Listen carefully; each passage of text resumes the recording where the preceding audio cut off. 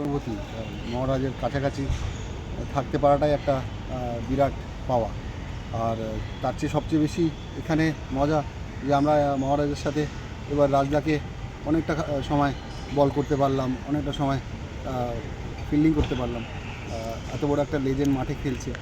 এছাড়া আইবিদা এবং আরও যারা অম্বরীশের মতো জুনিয়র ছেলেরা করেছে। আমি আলাদাভাবে কারোর নাম নিচ্ছি না, সবাইকে আমি চিনিও না, কিন্তু যেটা আমার কাছে সবচেয়ে বেশি ইম্পর্টেন্ট ছিল সেটা ছিল পার্টিসিপেশন। আমি মোস্ট অফ দ্য টাইম যখন বাইরে থাকি এই ধরনের ইভেন্ট মিস করি। গত বছর আমি থাকতে পারিনি, কিন্তু এই বছর দাদা আলাদাভাবে আমাকে বলেছিল থাকতে, তাই আমি যেতে পারিনি।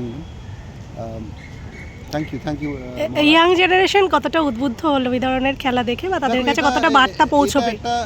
এটা একটা প্রদর্শনী ম্যাচ নয়, এটা একটা বিশাল অনুভূতি একটা মানুষের কাছে, এটা একটা অ্যাচিভমেন্ট একটা মানুষের কাছে, যারা ধরো চায় যে আমরা ভালোভাবে ক্রিকেটের সাথে থাকবো। এটা তো একটা অ্যাডমিনিস্ট্রেটিভ ইভেন্ট যেটা ক্রিকেটের মাধ্যমে আমরা খেলে উপভোগ করি। কাজেই ইয়াং জেনারেশনের কাছে এটা সবচেয়ে বড় মেসেজ যায় যে তুমি যতক্ষণ না মাঠে নামছো ততক্ষণ তো তুমি এটা বুঝতে পারছো না যে তুমি কী করছো।